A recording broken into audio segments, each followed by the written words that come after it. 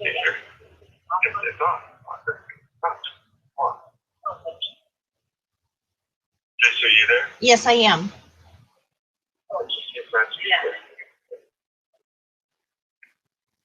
So there should be an additional link that I sent you. What's that? There should be a new link that I sent you. Okay,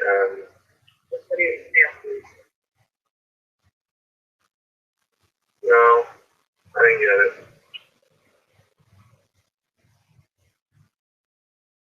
I still have used the one from 908. Okay, let me try one more time. Sometimes I quit. Sometimes it takes a while. I quit now and I go back in. And it'll reload things a little faster. Okay, I sent a new invitation at 9:15 according to my district clock.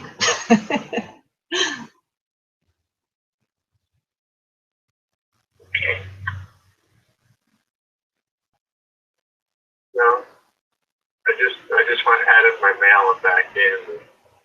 It's still not here. Which address are you sending it to? To the LA Unified.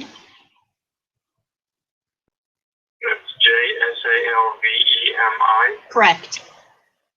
It is to your mouth. No, actually, yeah, it helps you read it. Yes.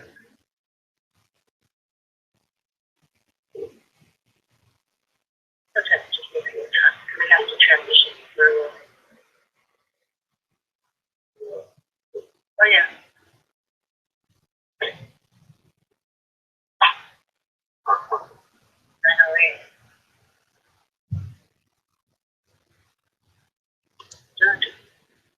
It would be there instantaneously. No, it still hasn't come through. I've checked two different phones. Okay. Servers. Mail Servers. Okay. Well, I don't want to keep wasting your time, that's for sure. So let me see.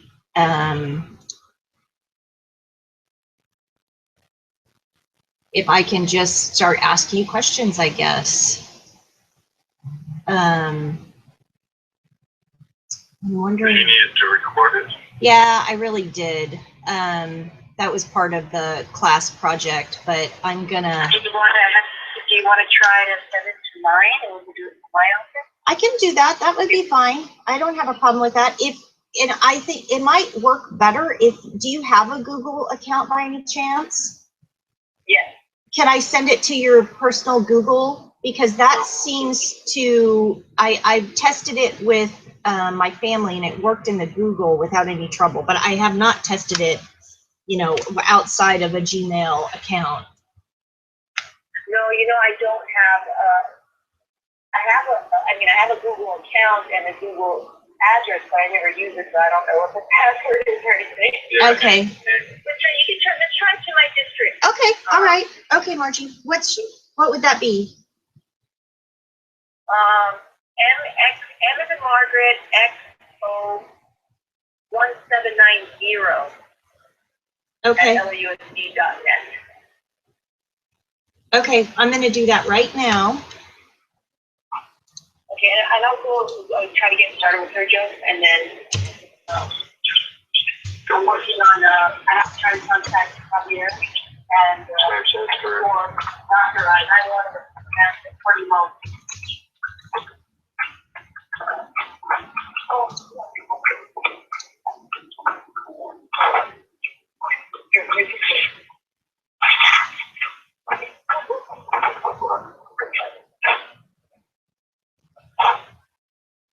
Okay, I sent that invitation, Margie. Let's see what happens.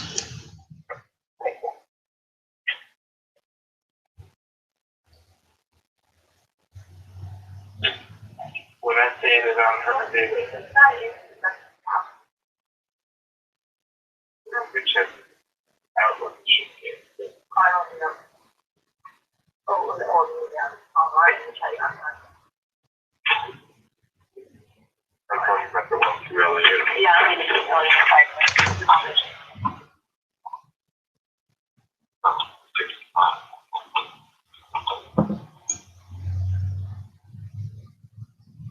So we got some separate requests. LASD. Yeah, so far nothing's coming through. Doggone it.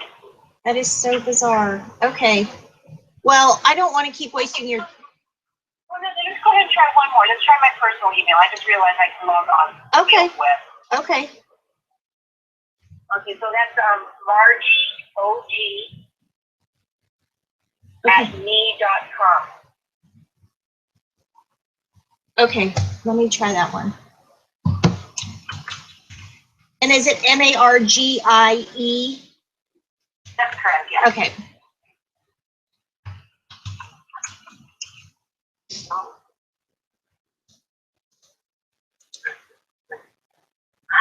Just change the password. God. Okay. That one invitation is posted as well. Okay, so let's see. You guys are so patient. Okay,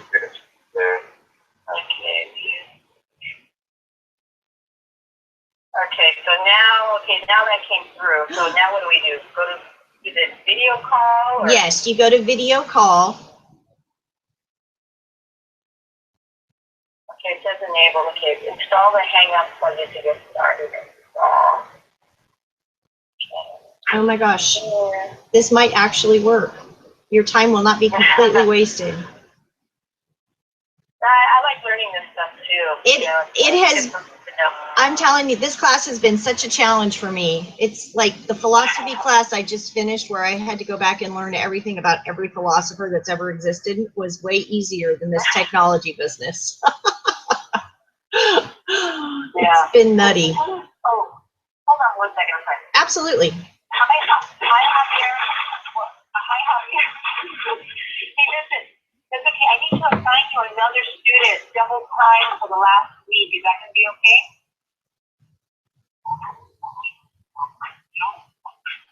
Well, yeah, it's going to be double time and 10 hours, but actually, if you could start today and start double timing everything, that would be perfect. If there are 2 lines there.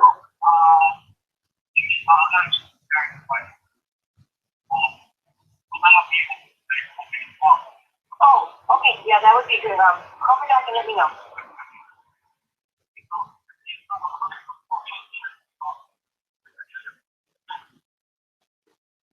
Is it to start tomorrow? Okay. I'll send you the information to you. I'm on the other line, so I'll call you back, okay? Thanks, Javier. Bye. Okay. And,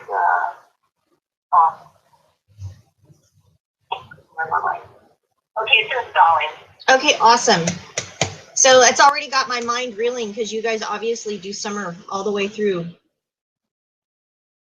Yeah. Well, not all the way through, but. Well, Okay. I don't do any summer school. We only do school days only. And I get lots of requests, but we haven't gotten to a point yet where we have the back. Well, we do for extended school year for students with IEPs. Ah, interesting. And is that it then specifically that you do? Is that one? No, we also do credit recovery. And credit recovery. Okay. Okay. Okay, so now let's see. Let me try this. Trust it. Again. There we go. Okay, it says, oh, there it is. Ah, there we are. Here. Okay, so is it calling you already, Lisa? I actually am already in the call. So We only see ourselves. Which improve the call contact. So it is. And I see where it says, okay, you are the only one here. Okay, invite people. So you already invited us. I did, but So we should be able to, let me go back into the email. Yeah, maybe because Because we didn't have it all set up. Okay, so send a message. We're on a call. View conversation. Now maybe we come here. Oh.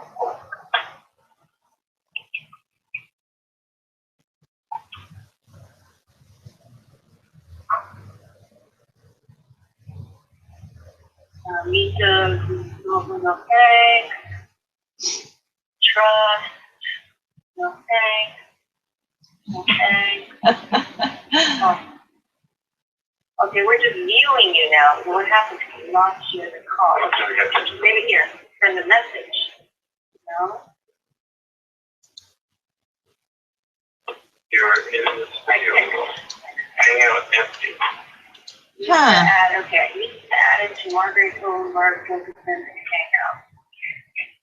You are in video call. Yeah, because I still Join have Hangout. join the video call. That sounds good. Well, it's telling us that we're the only It's saying to invite people, so let's say we. Okay, so invite. What's that? Why don't you try to invite me? See what happens. Okay, so. So Your it's email, Lisa? Lisa Grider, LISAGRIDER @gmail.com.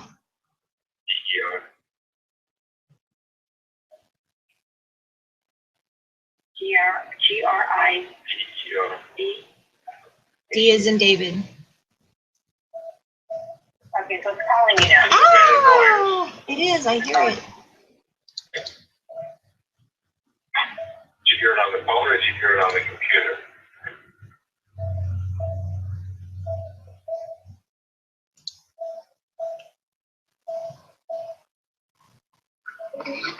There.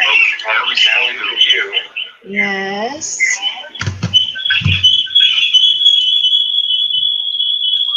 Oh, that's our phone. Hang up now. Okay. Okay. All right. Thanks. Okay, we can see you, Lisa. Can you see us? I can't see you actually. Oh, well, we can see you crystal clear. Well, there you go. Hi. Oh, now we lost you. No, Oh, there I we go. am. I'm clicking around on different things. So we're in a call, but I'm not sure that this is going to record. Oh,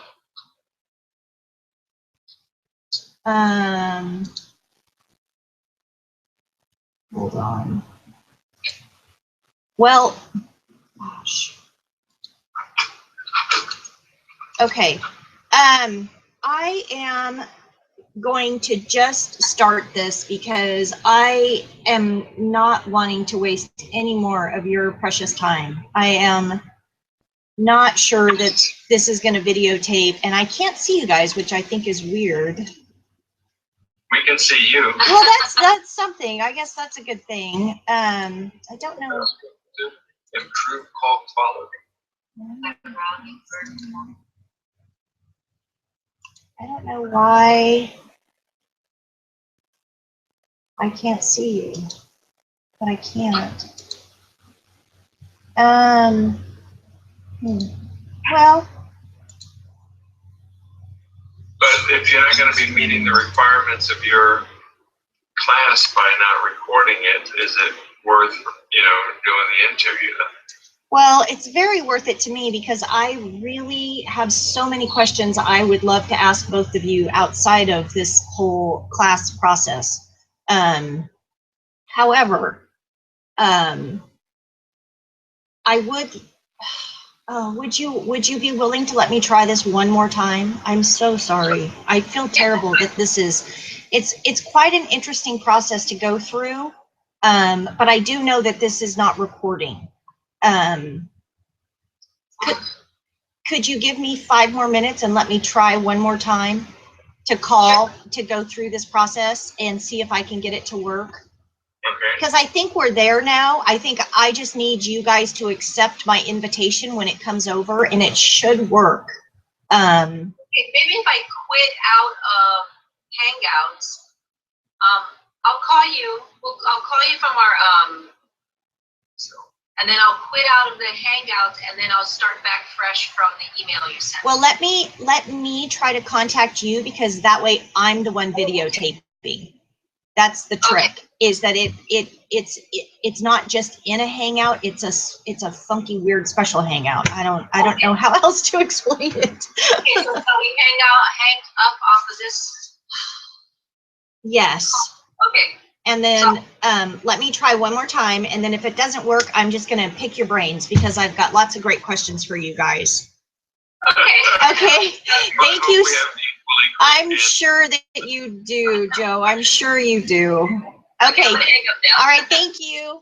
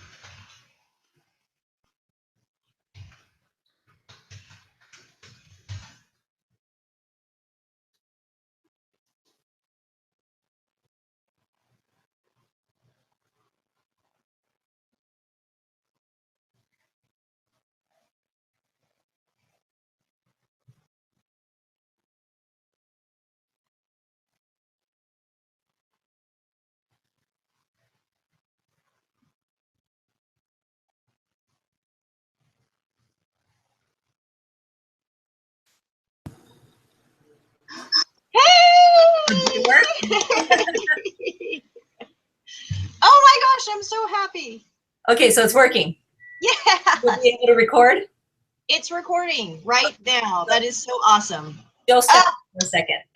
Fabulous. That's fine. Oh my gosh. I'm so excited. It's only taken a half hour. I want to learn how to do this too.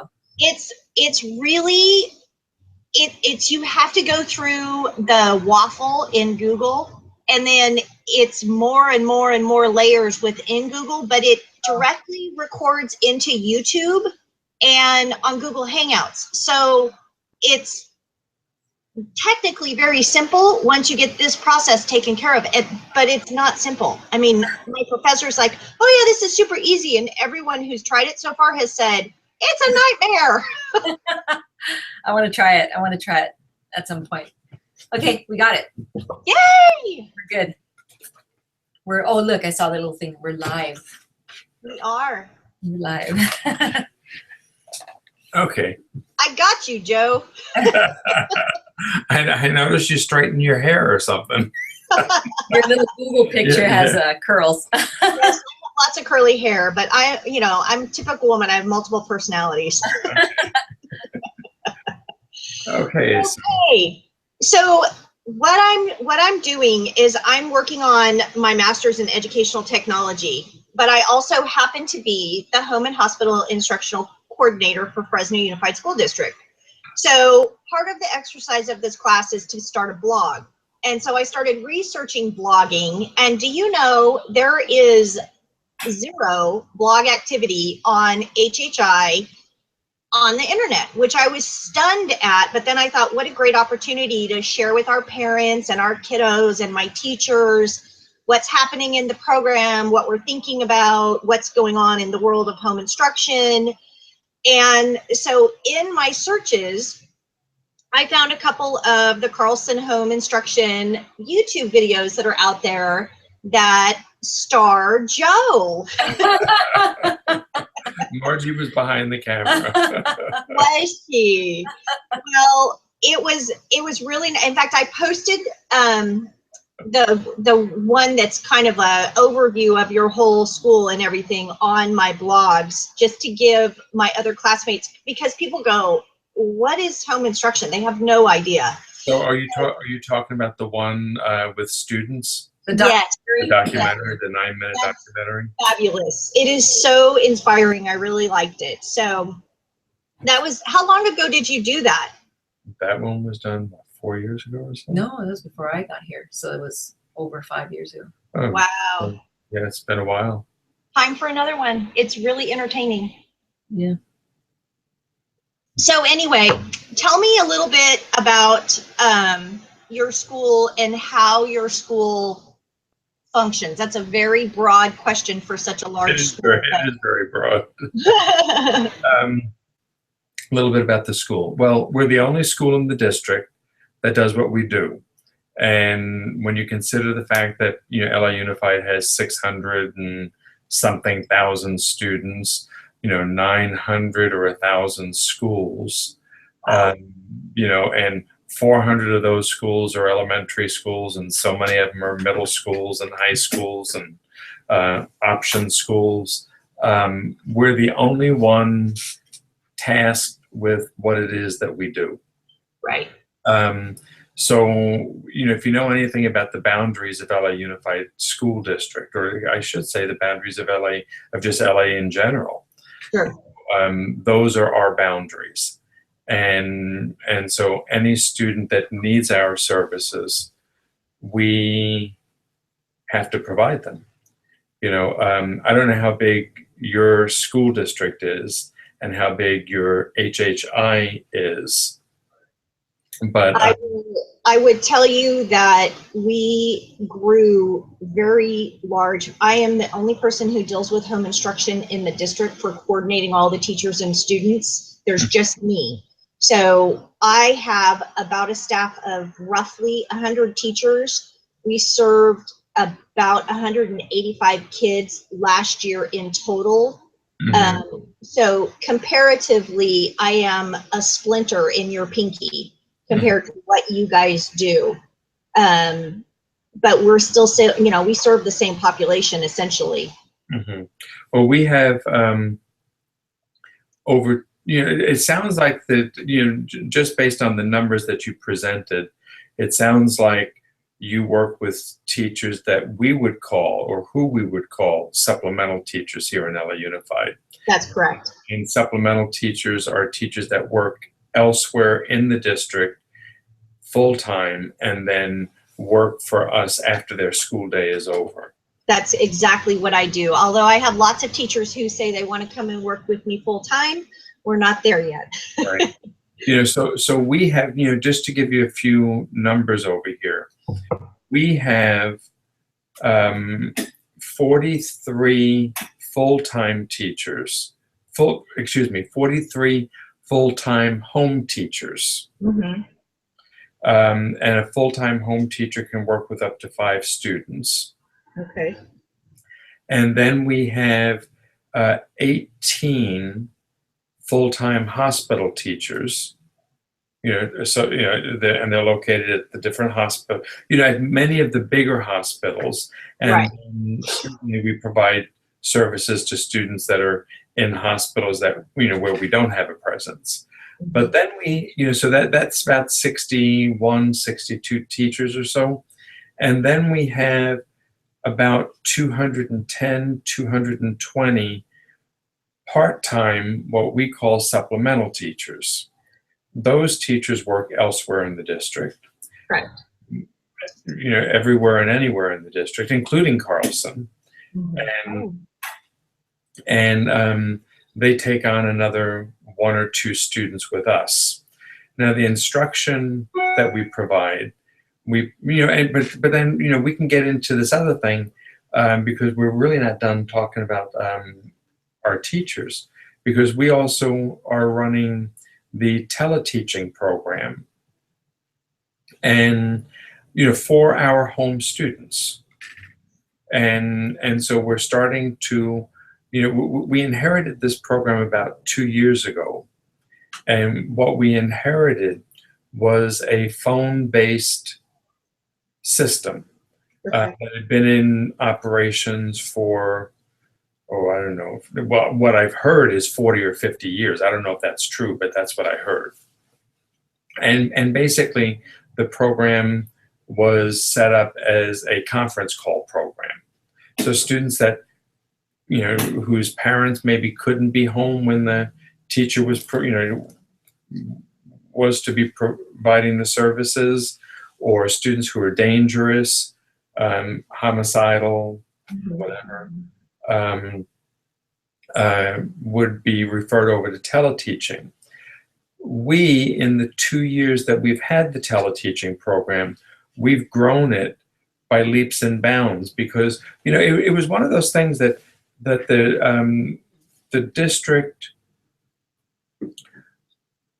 was looking for the justification in order to provide teleteaching, and there was nowhere that they could find an ed code that justified teleteaching per se.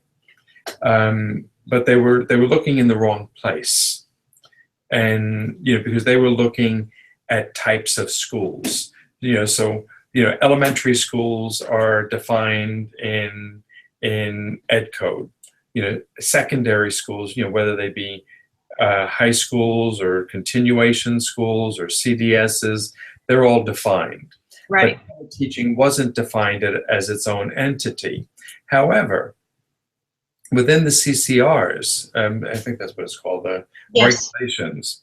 Within the regulations, there were 3 words that justified teleteaching coming over to us, and and basically what it said is that the instruction, the appropriate instruction for home and hospital is either individually, one-on-one, in small groups, or by teleteaching, or by teleclass.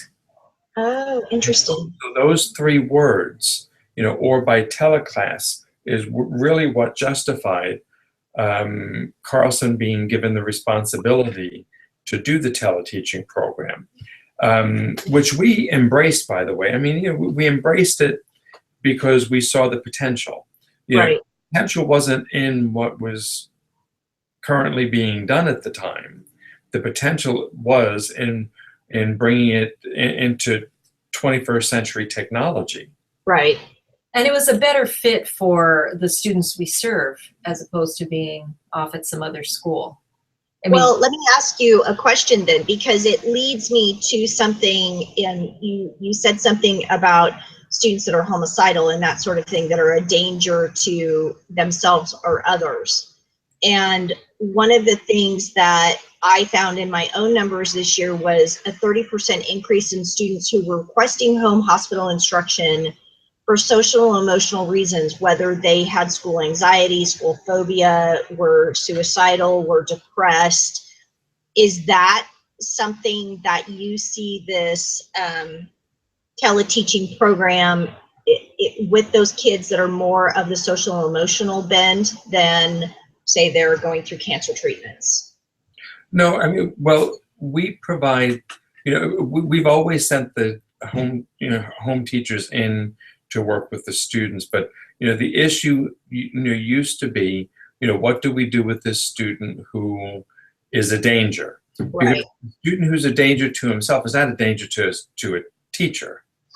A student who's a danger, sometimes you have to look at, what others mean. a danger to others. What does that mean? Other students? Does a student only lash out to other students because they're being bullied? Who knows what that really means? Exactly. Right. But when it talks about a danger to adults or a danger to teachers, and the student has a history of that, that's a student that we're not going to be able to send a teacher into, and that's a student who I want to say is an ideal candidate, but by no means means that student's only, or that type of student is the only ideal student for teleteaching. But we've seen, it feels like, I don't have any real numbers on this, although I can figure them out, but it certainly feels like we have had a marked increase in the number of psychiatric referrals that we get.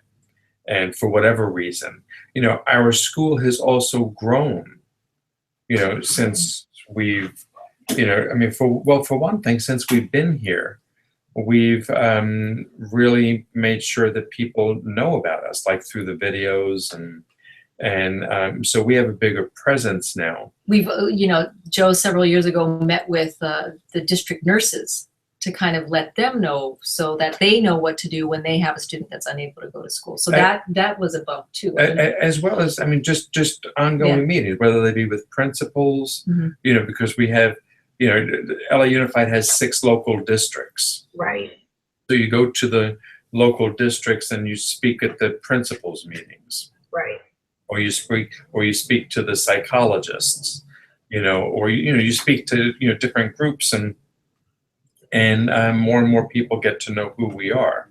Yeah, that's a constant battle of people, because staff changes so quickly at school sites that, between meeting with the nurses and the leadership of the different schools, it's important, I think, to keep sharing that common message that we're there to support those kids that can't attend. But I want to get back to a little bit to the teleteaching. Yes. And we've, the teleteaching program now is basically what we're doing right now. That's why I thought it was, when I sent you the email last night, I thought it was kind of ironic that here we are doing the teleteaching program, and I'm going to have problems joining the meeting. I can deal with these things in concept and in theory.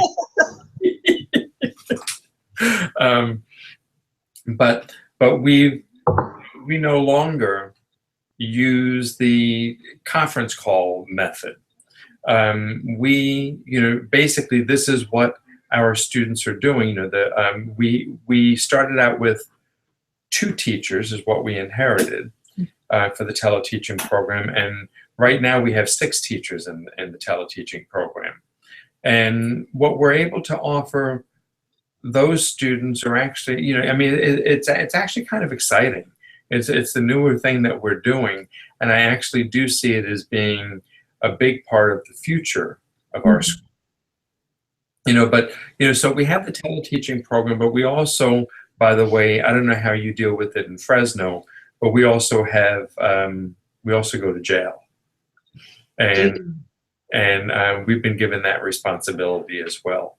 And so my age groups are not housed in my district. So like juveniles are actually outside of my region, the boundaries of our school district. So I do not have that responsibility. Otherwise, I'm sure I would.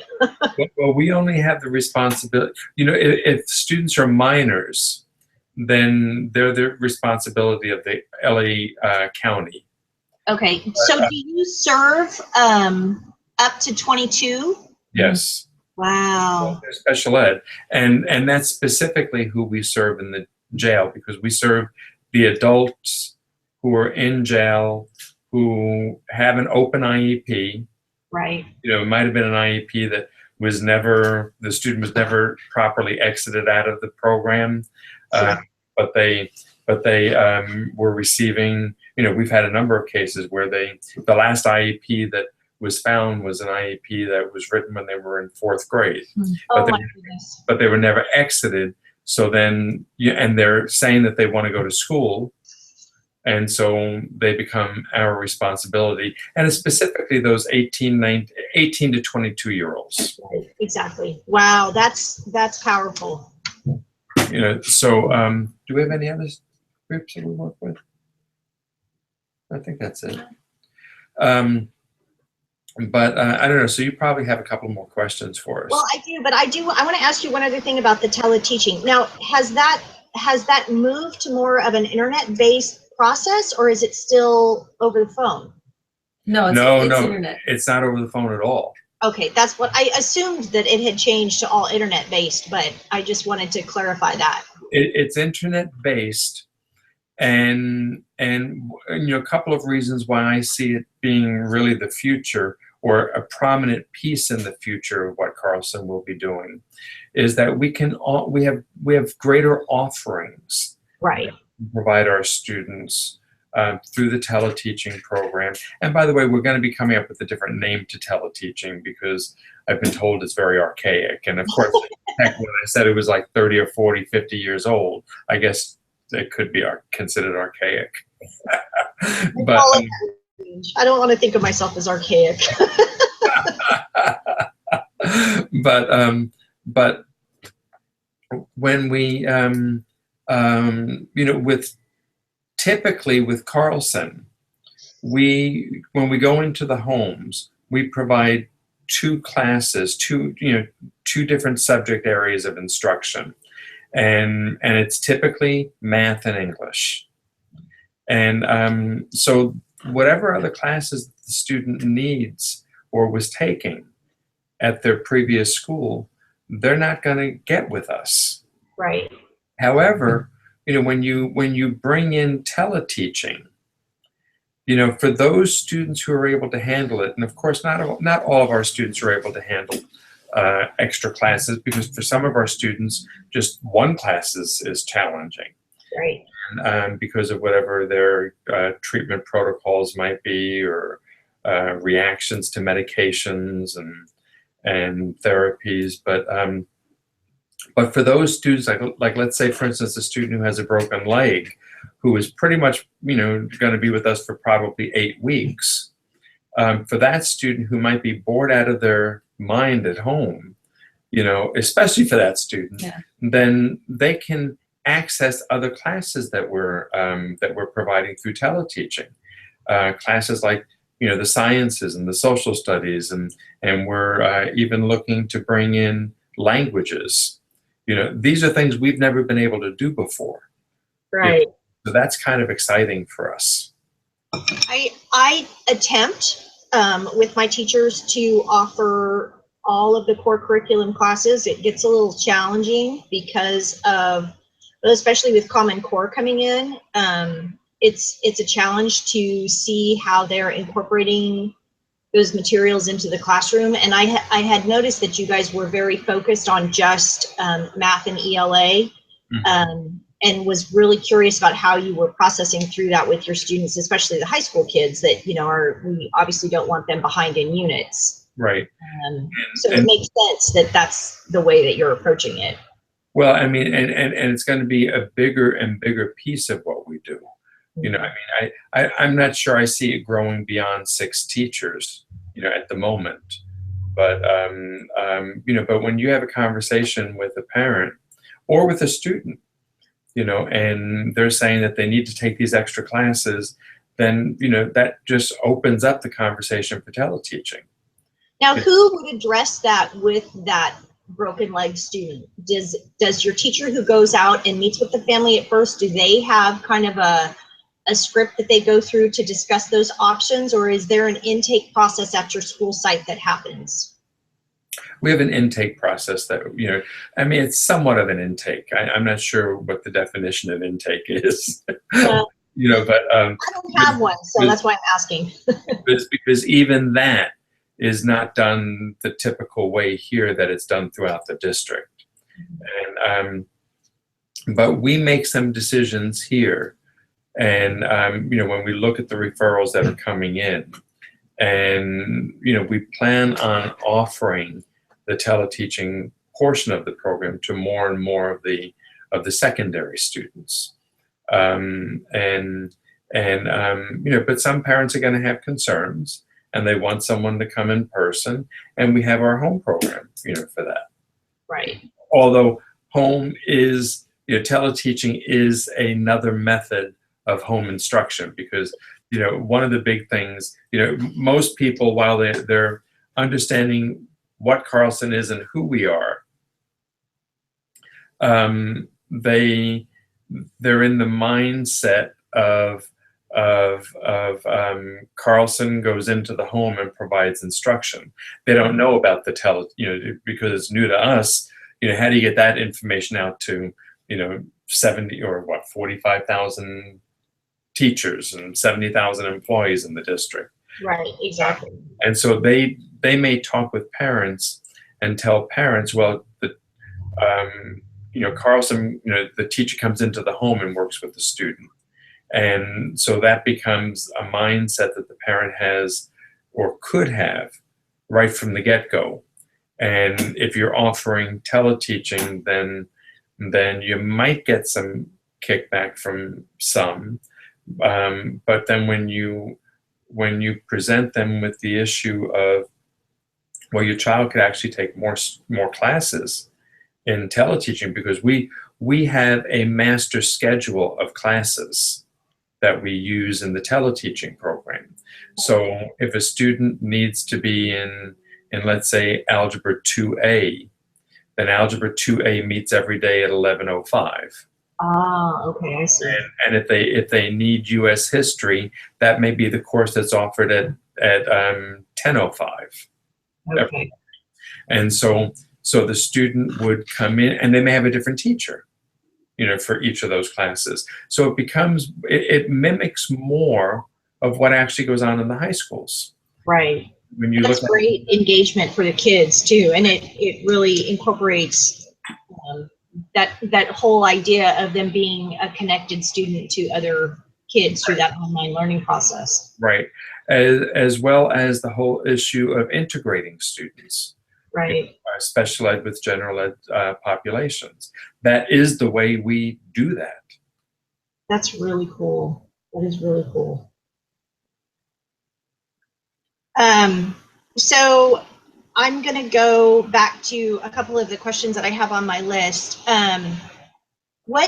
When you are recruiting for new teachers, what are you looking for in your home instruction teachers? That, the teachers that already have a full-time job within your district, how does that process work for you?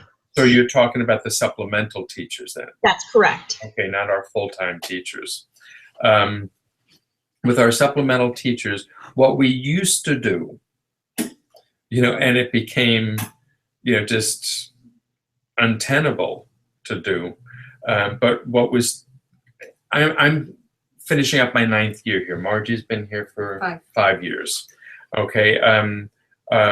What I came into and what we did for a number of years is whenever, as people would call us and say that they wanted to, they're interested in being part of the supplemental teacher pool, we would hold on to their names, and then, at a given time, maybe 2 or 3 times during the year, we would have a big orientation, right, for this new group of teachers.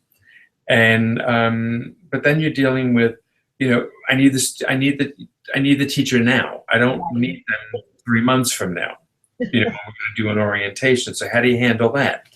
And then so that's how we launched the idea of, well, wait a second, why can't we do our orientation online and have a test that goes with it to make sure that people have actually viewed it, right, the different elements of it, and then we up the ante too, because prior to 9 years ago, prior to 7 years ago probably, we didn't, we just accepted anybody in the program, without without their administrators giving their go-ahead and their approval.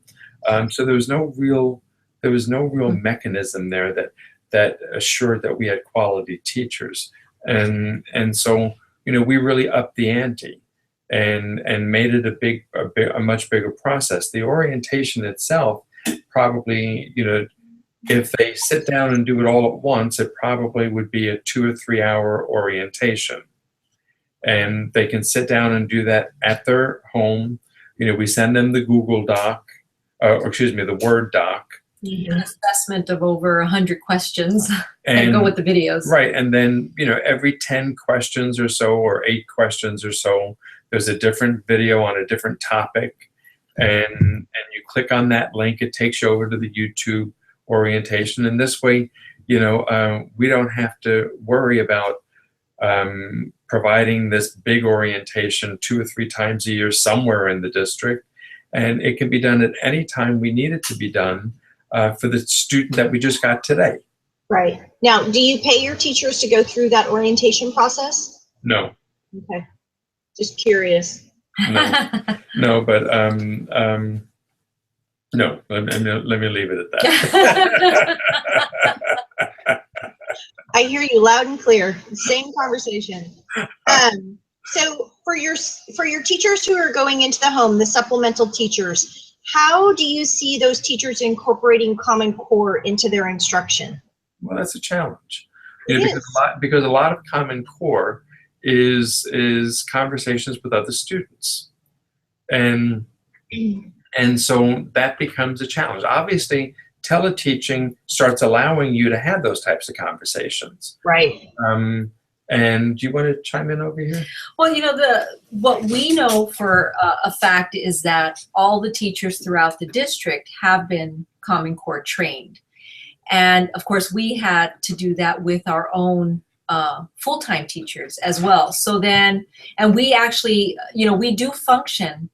I know various home hospital schools throughout the state function differently, but we function as a school. We have our 2 administrators, we have an office manager, we have a counselor, so we have our school nurse. So we have a full staff, a support staff. So I'm not sure I would call it a full staff. Well, no, we don't have enough staff to support what it is we do. We don't. Because the problem is that people don't understand exactly what it takes. Oh, no. No idea. For example, we have 4 days of a counselor. The reality is we probably need 2 full-time counselors. So we're definitely, but we have I guess our staff is represented by various people, support staff. And so, I mean, we know that much about all 275 teachers or plus teachers that work with us. They've all been Common Core trained. So Joe and I do go in and evaluate our full-time teachers as well as go and observe the supplemental teachers as best we can. But as you can imagine, with that many teachers and only 2 administrators throughout all the district. Yeah, down from all the way down to San Pedro, all the way in through the valley. It's LA's pretty big. So we do the best we can. So that's fair. Yeah. So the next question that I have is, this class that I'm taking currently revolves around being a connected educator and connected to technology. How do your teachers, and again, I'm kind of speaking specifically about the supplemental teachers, how do they use technology? And what we've talked a lot about the teleteaching, but how do you see those teachers incorporating more technology into home instruction in the future? Well, we had, when you say supplemental teachers, are you talking about home teachers that, generically? Because you have supplemental, we have home and supplemental that do basically the same thing. It's just that they do it at different times during the day. I guess I'm talking about both of them then. I was trying to make it not so much the 6 teachers that you have that are specifically doing the teleteaching piece of it, but the teachers that are at the hospital sites that are your full-time instructors that you have that have the up to the 5 kiddos, and then the teachers that are specifically full-time within LAUSD, but then also pick up the supplemental contract with you. Mm-hmm. Okay. So the home and hospital teachers. Mm-hmm. Exactly, yes. Not the teleteachers. So as far as the question was about technology? Yeah, how do you see them incorporating more technology into their teaching, other than this increase in the teleteaching program that you're going to be spreading, I'm sure, but are there other ideas that you're floating around out there to try to increase that technology use in the times that they spend with those children in their homes or at the hospital? Actually, we do a number of things. Okay. We've purchased, 100 or so iPads Over the last several years. and then we also got another 105 or so iPads from the district. And so, we don't have enough iPads for all of our students. No, of course. But we do have enough iPads for teachers who ask for them and they want to work with their students with the iPad. Okay. The bigger challenge for us is not providing the iPad or a laptop, but the bigger challenge is, what do you do when you go into a home that doesn't have internet? Exactly.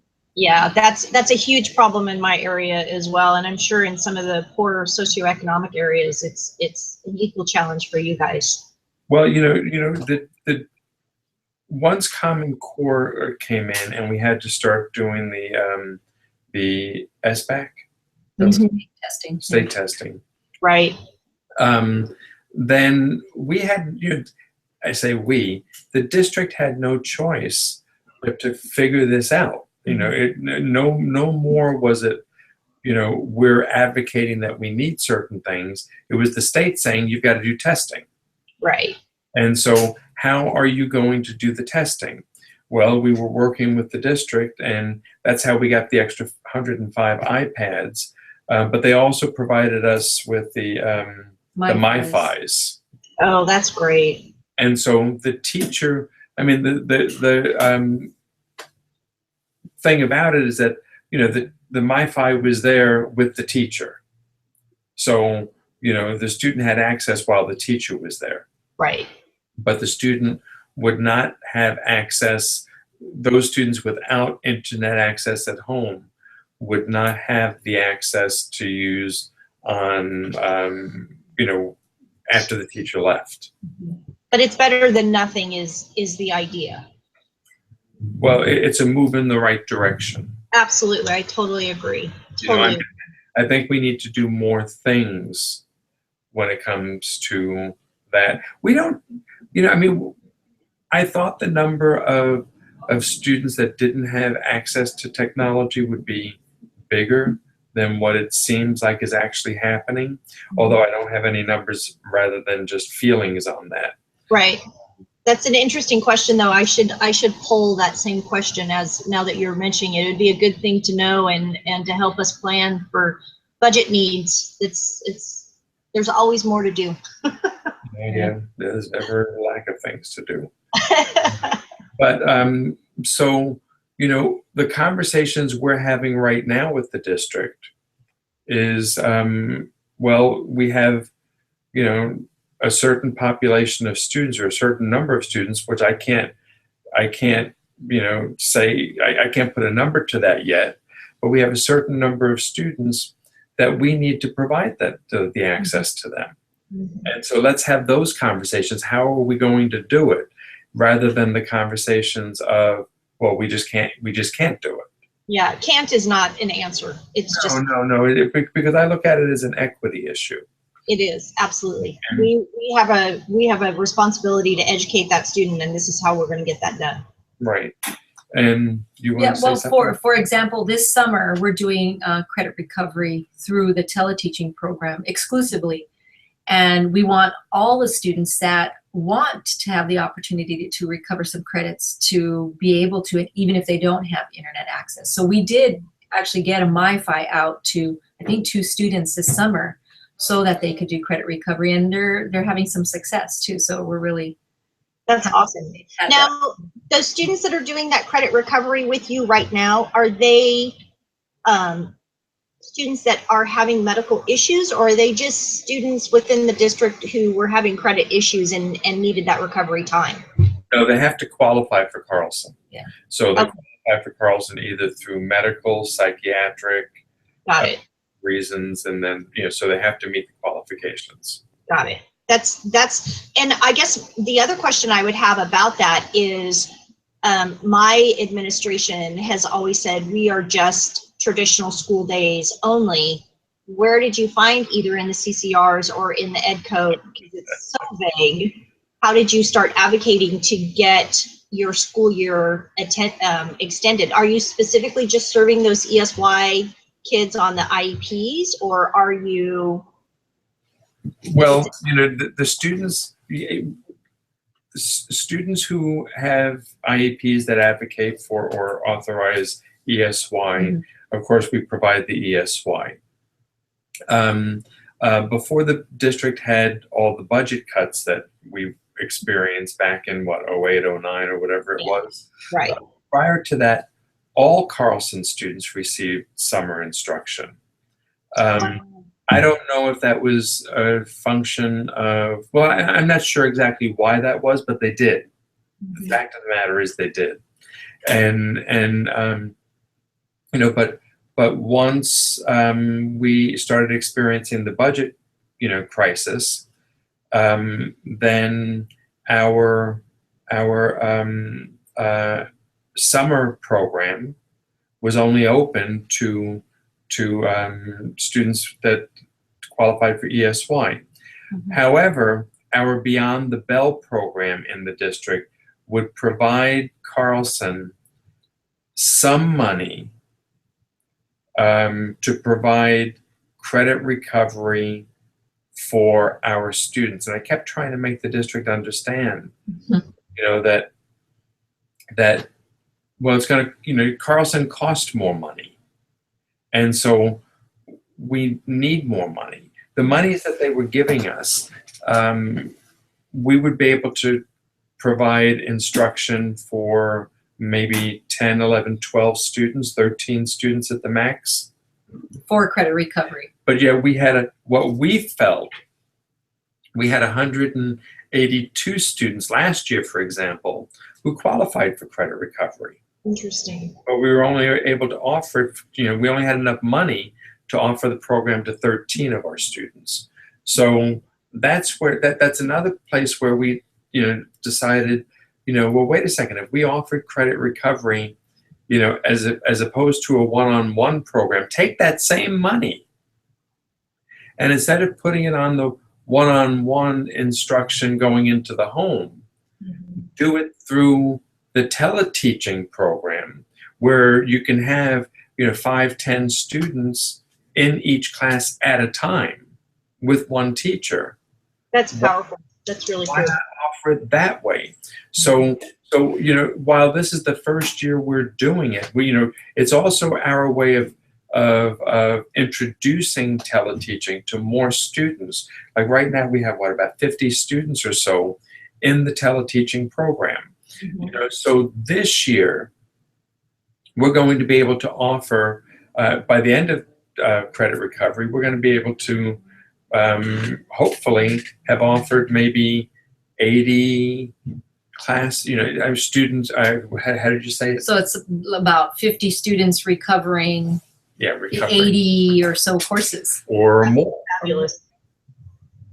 And so we decided to use the little bit of money we got more wisely. That's really awesome. And then advocate for more money as well, because we could always get more money. That's totally what my next question is for you guys, is how do you advocate for HHI? And I kind of feel like you've already answered that question, but do you have any other thoughts you'd like to throw out there about that? Yeah. The answer is you never stop advocating. Because the things that are important to you in year one are the things you're able to see in year one. But by the time you get to year 9, it's like, well, we still haven't gotten to some of the things that I asked for in year 1. So I have to keep asking for it, and I have to keep making sure that people understand what it is that we do. Because I'm a big proponent to going to all the meetings. Meaning to the principal meetings, to the superintendent meetings when they need, when they're saying that they're going to have a principal advisory group. I want to be on it. Right. I want to be on it because if you want to hear the voices of what's going on in LA Unified, then, you know, you can't hear everybody else's voice and not ours. Right. You know, and so we have a pretty substantial footprint in the district now, because, I mean, in that more people know about us. And they know about us because we invite ourselves to the table. And sometimes we just go, you know, thinking we lost the invitation. Well, you know, Joe is pretty famous around the district now as the party crasher, because he'll go invite himself to just about any meeting he can get himself into. But the other thing that the other, but you have to do that. But what's really good about Joe, I mean, I've never seen a principal do this kind of work, but he goes above and beyond when it comes to planning. So he'll write out these very elaborate plans. He'll bring out Excel spreadsheets and plan out funding sources and then take them to his bosses and present them and say, look, this is what we need. Give it to us, and this is how we can expand the program, make it better for our students. And he just every year he's writing up plans several times a year, presenting it to his bosses or to whoever else will listen. So it's he never stops. Well, we have to send Lisa a plan since she's listening to us now. You show her your credit recovery plan. I mean, so we look at it. I mean, you know, the office manager, myself, and the coordinator, and we're confused, and he has to explain it to us. And it's color coded, and it takes us a while to sink in. But he's got that kind of a mind for numbers and for that kind of organization. But what's the point I'm trying to make is he's constantly talking with his administrators, but presenting them with the plan, saying, look, this is all it's going to cost. Give me the money. I'm going to make it work. We'll make it efficient. And this is really good for our students. So that leads me to a question that's not on my list, but in the hierarchy of LA Unified, where does your school site fall under, like, are you in secondary? Are you in alt ed? Well, when historically Carlson was with, was under the Division of Special Ed. Okay. And I mean, when I started with the district back in 1990, I actually, I started out as a substitute, with 8 years experience behind me as a teacher, but from out of the district, out of the state, in fact. But when I had my 4-year music industry summer break, and then when that didn't quite pan out, I went back into teaching, and I subbed for special ed teacher, by the way. I subbed for about 6 months, and then I found home and hospital instruction, and I found Carlson, and I was a teacher here for 4 years. Oh, that's great. And so I was a hospital teacher as well as a supplemental teacher. So I had both home and hospital experience. I left not the district, but Carlson for 14 years to go over to the options program. I did that for 14 years. The last 4 years of which I was the assistant principal at my school.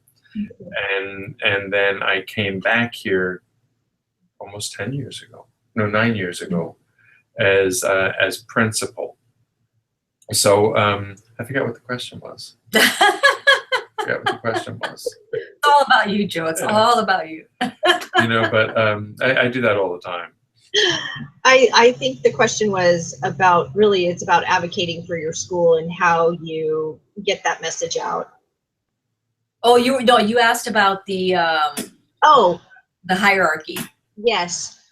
Oh, yeah. At that time when I was hired to be both when I was a teacher in the 90s, early 90s, as well as when I was hired here 9 years ago, we were under the jurisdiction of the Division of Special Ed. Okay. Decades. Yeah. Just about decades under special ed. Ed. It was for decades, because it was well established when I was here as a teacher. So I'm assuming it was decades before then. But I had a lot of experience with options, and I started asking the questions, even during my interview, by the way, to become the principal here. I started asking the question, well, I have to wonder, why is Carlson even with the Division of Special Ed? Because I know that there's a significant number of general ed students that you work with, and if it's the same as it was when I was here as a teacher 14 years earlier, you got to ask yourself those questions. So through a series of events, we no longer are under the jurisdiction or the auspices of the Division of Special Ed, but we're under the auspices of the options program, Ed Options. But of course, because we do have, and this is it goes back into the my philosophy. We're special ed when I need to be special ed. We're options when I need to be options. Because we do have a very significant portion of our students who are special ed students. Right. But yet we can't deny the fact that we have all the students who are in that are general ed students. Right. And so I go to all the different meetings. I go to the, in fact, it wasn't until the options program were presented with the idea of Carlson becoming an option school, because I had already been attending the option principals meetings for a year. They were kind of surprised that we weren't already with options. But yeah, so we go to, because, we get a lot of information from the Division of Special Ed. We get a lot of information from options, and I firmly believe that it's really important to advocate wherever it is that you can advocate. Yeah, I completely agree. And it's definitely something I plan on working a little bit more on, but I'm just me, but I'm a great cheerleader. Never was a cheerleader, but as an adult, I'm a cheerleader for HHI. So we've kind of blown through my questions. The very last thing on my list is there anything else that you would like to share about your school, your job, or your perspective on home and hospital instruction? You think of anything? Never stop advocating. You will never stop advocating for it. No. Because your kids need you to, because people will never fully understand. They will never understand the job that you do and the responsibilities that you have. Getting back a little bit to, to the different types of teachers that we have. So our full-time teachers work basically between the hours of 8 and 3. Our supplemental teachers, because they work elsewhere in the district, they basically work with us between the hours of 3 p.m. and 7 p.m. But the other thing that we were very successful in also getting into policy with the district is that our supplemental teachers are also able to provide instruction on Saturdays. And that's Ed Code, by the way. And that added good flexibility for teachers who are, busy during the school week, of course, but also for students, especially like some of the students that are getting the regular therapies during the week and have to miss so much. Now they have the opportunity to also have the Saturday instruction. Good. And I think another thing about, there's somebody at the window. Somebody's at your window. She's got a yellow blouse on. The other thing about is to never stop innovating. And I think that's where, and that makes it fun for us, but to innovate to the point where you can access more students, offer them more classes to help them from becoming, especially the high schoolers, credit deficient. And that's been, we've been having a great time with the technology and teleteaching over the last couple of years, and we're really excited. And because we're going to kick off something pretty new for next year with the larger offering of teleteaching to our high schoolers. Well, middle schoolers too, but the high schoolers, the credit deficient issue is real. A big concern for them. Well, as well as not becoming credit deficient. Not becoming credit deficient. They're going to become credit deficient. They're going to miss out on their PE courses. And so, a big selling point is going to be, well, your child can take 4 classes or maybe more in teleteaching, or we can provide 2 if we go into the home one-on-one. That's So that's, awesome. yeah. Now, by the way, how do you work, when students come to you, do they remain a student of the school that they came from? Yes, they do remain a student in their home school site. What happens is they are placed in a non-attendance period. So they drop off of all of their teachers' rosters and maintain their enrollment at their home school, but are enrolled in a home instruction course section. Mm-hmm. Okay. So I think the other thing that I would love to know is because my teachers or because my students are still part of their home school site, we ask that the home school site's teacher help the home instruction teacher get the appropriate materials for that child. I think it's a huge challenge. The teachers see that the child is no longer on their roster and thinks that kid's gone. It's no longer my responsibility. So do you have a plethora of curriculum at the ready for your teachers to delve into when they get a fourth grader who has broken both their arms? Yes. We have the material here, although if you read our bulletin, it is the responsibility of the home school to provide the textbooks.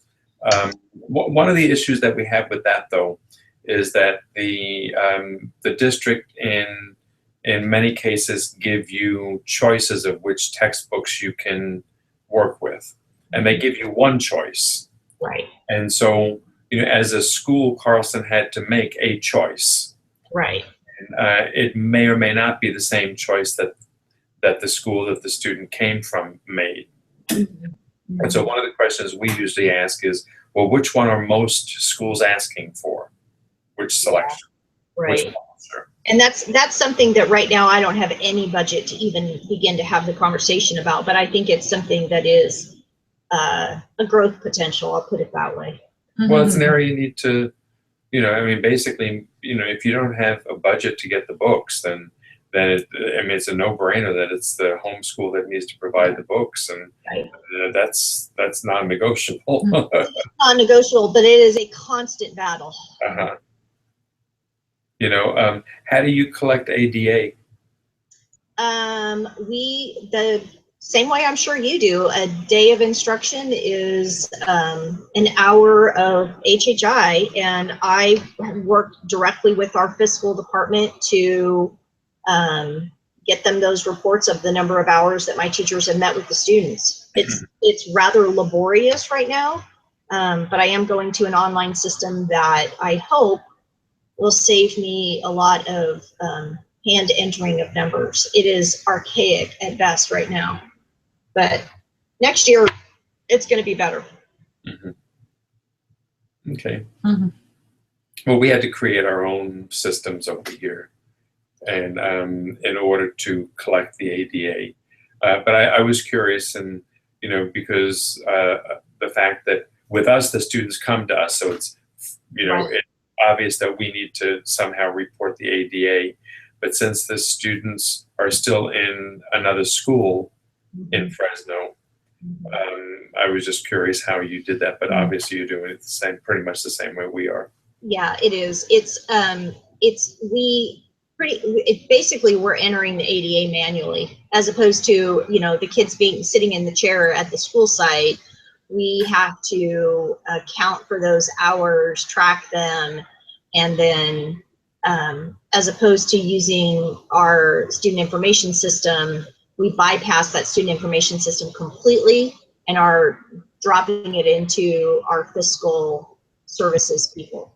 So, well, it's complicated, but it works. We're actually, we have a new student information system as of 2 years ago. Mm-hmm. So it took them a year to figure out how to get our attendance in, but they've got it now.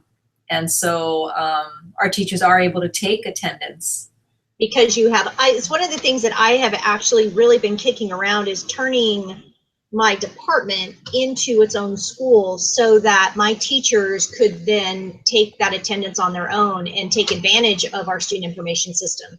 I think it would smooth things out dramatically as far as grading and attendance and just on-time reporting of information. But that's a huge step for me to cross over. It's a large hurdle for me right now, but it's one that I am constantly kicking around trying to figure out how I can get over all those rather large crevasses that are in front of me with that idea. Good luck with that one. Thank you. It's helped us with our grading too. Yeah, it's saved a lot of time now. Yeah, I think it really makes a lot of sense, which is one of the reasons why I was asking where your school was housed and how you know, it's fuel for my fire essentially. He said you didn't ask that question. Well, I kind of did in the fact that we're talking about how you what the hierarchy of where your school falls with you being in the ed options section is why I was kind of asking that. You didn't mean that you needed to know that we're in North Hollywood. No, I don't need to know that you're in North Hollywood. Where are you located? Where can I come and see you? Okay. You guys have been wonderful. I am so grateful, and it's such a fun experience to get to talk to you guys. And you know, we're doing the same job out there, and it's so rewarding to work in this program. I feel so lucky every day to get to have this job, and then to be taking this class that asked me to think about this stuff, and to have you guys respond so willingly is just really awesome. So, you know, by the way, are you doing your you know, your ADA in the collection, you're doing it by hand? I have, yes, essentially I have been doing it by hand, and it is a freaking nightmare, but. You know, because, you know, yeah, we used to do it by hand. We kind of created something to, you know, for a while until we went to the new MISA system. Well, that's one of the things that's happening with the program that we use for our lead teachers and our teacher coaches. They have a separate online system that I was able to kind of glob onto, and they've created a whole nother section for my teachers. So we will automatically be reporting not only the teacher time, but the ADA within that program for next year. So it's going to be fully automated for me, which I will feel like I'm two people because that took so much time. So if the district can't keep up with us, we create our own things. Yes, exactly. And the district wanted to recognize it, by the way.